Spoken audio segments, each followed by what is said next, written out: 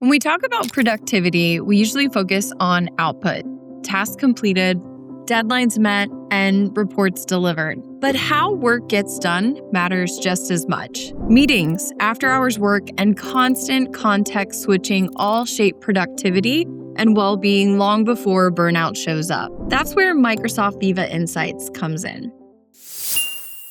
Hello, everyone. My name is Angelica Choo Quan, and in this episode in our Microsoft Viva series, I want to talk to you about Viva Insights. We're going to go through a high-level walkthrough of what Viva Insights is, what you can do and see with that personal insights, and how that Microsoft 365 Copilot Dashboard can show you exactly how Copilot is being used in the organization. So we'll see how this all fits into the picture without diving deep into the admin or setup. What exactly is Viva Insights? Microsoft Viva Insights is using your Microsoft 365 data, like meetings and collaboration patterns, to provide privacy-protected insights about how work happens. You'll typically access Viva Insights through the Viva Insight apps in Microsoft Teams. So within your Teams application, you can find your Viva Insights app right there available in your navigation pane on the left-hand side. You can also access Viva Insights from the web experience, depending upon the features that you are trying to leverage within Microsoft Viva Insights. There are different features that might be available to different users depending upon their role. And there's a couple of different roles within Insights. The Insight Analyst role has full access to all advanced analysis and Viva Insights with the web app, including the Copilot Dashboard and Copilot Analytic reports, if you have the minimum number of Copilot license met. The Insights Administrator role has access to the administrator features, only like organizational data and privacy settings. You have business leaders, managers, and those with delegate access that can access the Copilot Dashboard as well as the Copilot Analytics report. Let's launch Viva Insights and talk about the personal insights first. So you can launch Viva Insights from viva.cloud.microsoft.com and then selecting Insights and launching this separately. You can also go to Teams and see if you have Insights pinned to your navigation panel from there. At first, it's going to launch the Copilot Dashboard. We'll come back to this here in just a second since the location has recently moved. Let's discuss our personal insights. So personal insights are designed for individual employees, and only the individual can see their own data. Some of the things you might find within personal insights are going to include your focus time that you're getting each week, how meeting heavy your schedule is, and things like whether work is happening outside normal hours. You'll also see certain well-being features like quiet hours or focus time and recommendations on how to be more efficient in your workday. The goal here isn't to tell people how to work, but more so to kind of bring awareness to help them to make better decisions about their time and energy so they can have a better work-life balance in this role. Let's check out our personal insights. The first thing you'll see is the Send Praise to Colleagues card. Here you can go in and choose to send new praise to an individual in your organization. You can share a copy with a person or with a distribution list, and you can choose where that praise is actually going to be delivered, in a chat or in a particular Teams channel. You can choose what the title of it is going to be, this little badge or award, if you will, and an optional note to consider and a background. Let's click out of here and take a look at the next thing. Another card you're going to find here is the No Meeting Day Plan card. So you can schedule a no meeting day.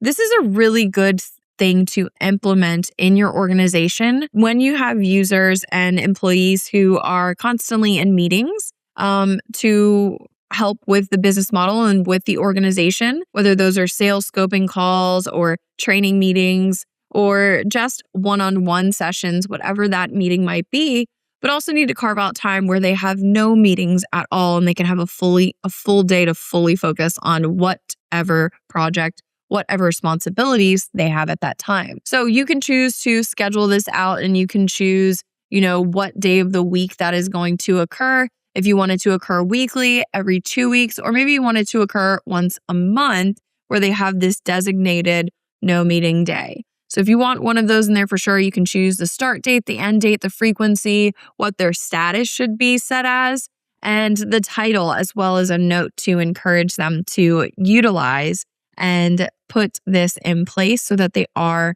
having a full no meeting day with no distraction. You can set up a shared focus plan, and this allows you to set up a plan for you and your team to help stay focused. You can choose certain times during the day to just focus. And here, this is going to allow you to have some blocked focus time on your calendar. So instead of having, meetings that might be scheduled first thing in the morning, maybe every single day for the first hour of the day, you want to have a focus in place if there aren't any meetings already currently in place. If you ended up having a meeting that was scheduled, this would then be moved to later on if there was available time in that day or to the next day. Entering focus mode allows you at any point in time to launch a focus session. And this is so great because it gets you into that focused time session where you can choose the amount of time you want to focus for how long. And then you can choose the number of breaks you want to have. If maybe you're deciding you want to skip breaks for that moment, you can choose a focus tone, a start break tone, the break period, and the focus period. So if you want to focus for 30 minutes and then have a 15-minute break, all in this, you can schedule that out. It allows you to set up certain tasks so you can go through, and as you make those tasks, you'll see them listed out here. And once they're completed, you can check them off and they're no longer showing up there. Notice that those tasks are powered by To-Do, so you're also going to see that show up in your To-Do section within Outlook. A mindfulness break is just one of those quick reminders that, hey, it's good to spend a minute focusing on your breath to reduce your stress. But many of us have other tools to remind us to do that, and you might be taking care of that already. Let's head over now and go back from escape our focus mode and go back to our personal insights dashboard. You can book focus time here, and you can see that I already have focus time booked and that there is a conflict for another focus that I have going on. And so I could go in and review that particular focus conflict and then figure out how I can improve that as well. So you can go in and make those changes as needed. Now, scrolling further down, you can see your progress. You can stay on top of making time for meetings, scheduling breaks throughout the day, as well as learning time each week. So you can go in and change the settings for any of these. If we look at the learning section here, you can designate exactly how much time you want each week to focus on learning. So if you have a specific test and exam a professional exam you have coming up, and you want to make sure that you're spending a little bit of time each week, you can schedule that out. You can schedule it for 30 minutes each week, 1 hour each week, 2 hours each week. And you can choose when you'd prefer that learning time to be, morning or afternoon, and it would help you get that scheduled out. In our settings here of our personal insights, we can go in and do a few different things here. If we look at the work week, we can configure our work week schedule, making sure that we have designated hours where we choose to be contacted. And then basically the time outside of this is going to be looked at as kind of quiet time. We'll talk about that protect time tab here in a second. Praise, you can configure your praise schedule, a reminder to let you know to send out a praise to your colleagues. So you can schedule that daily during the week. You can schedule it every few days. Protect time is where you can go in and choose when you want your notifications muted from certain applications like Outlook and Teams. So you can choose to mute mobile notifications for certain hours, the start time and end time for each of those. And then you can choose to mute mobile notifications all day on certain days as well. So you can choose to set those notifications. You can toggle them on or off at any given point in time and maintain your settings. You can show schedule send suggestions. So you may have noticed inside of Outlook, if you tried to send an email to your colleague or to someone else outside of the typical working hours, it might have suggested to you, hey, do you want to send this tomorrow at 8 a.m.? That is due to Viva Insights. So again, Viva Insights is included in many of your Microsoft 365 plans. So you might see some of these basic features available here. Looking at our lunch hours, you can go through and set that up and have a recurring calendar event set to protect that time. Again, you can send reminders for no meeting days. Your virtual commute is a time where you can schedule a set of minutes on your day, every day, a recurring event to remind you, hey, it's time to wrap up your day.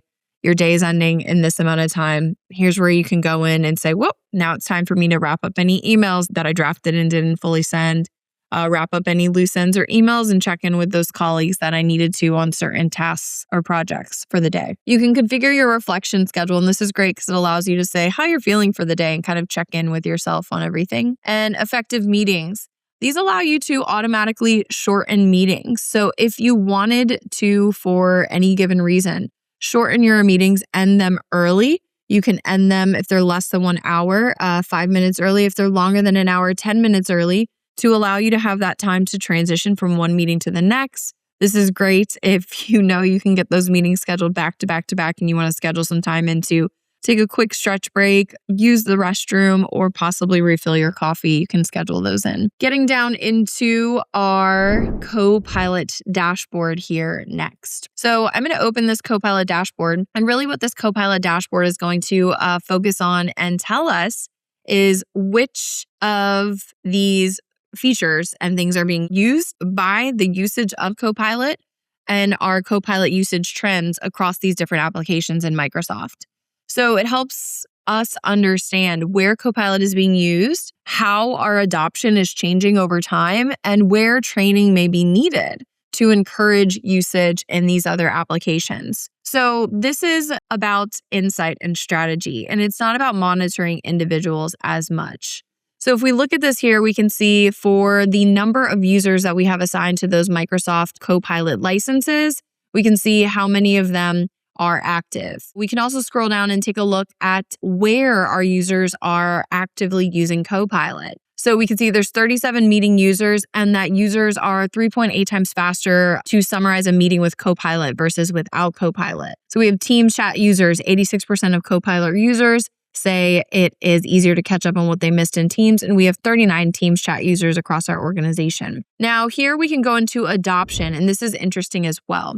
So the adoption section here allows us to see how many licensed Copilot users we have, where those Copilot users are leveraging their license per app. So out of the total, we can see that Teams and Outlook seem to be the most used. Word, Excel, PowerPoint are next.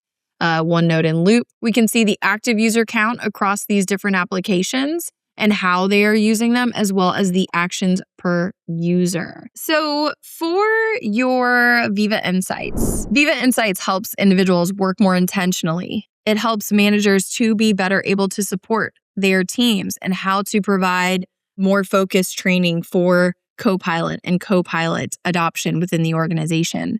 So leaders understand how work actually happens and how to better support their employees without compromising trust.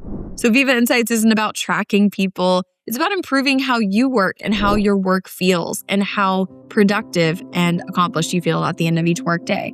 Making sure that you have those designated breaks, your focus hours, and learning built into your schedule, no matter what you have coming up on your meeting calendar. So I'd love to hear what your favorite personal insights feature is on Microsoft Viva Insights. Is it that focus mode?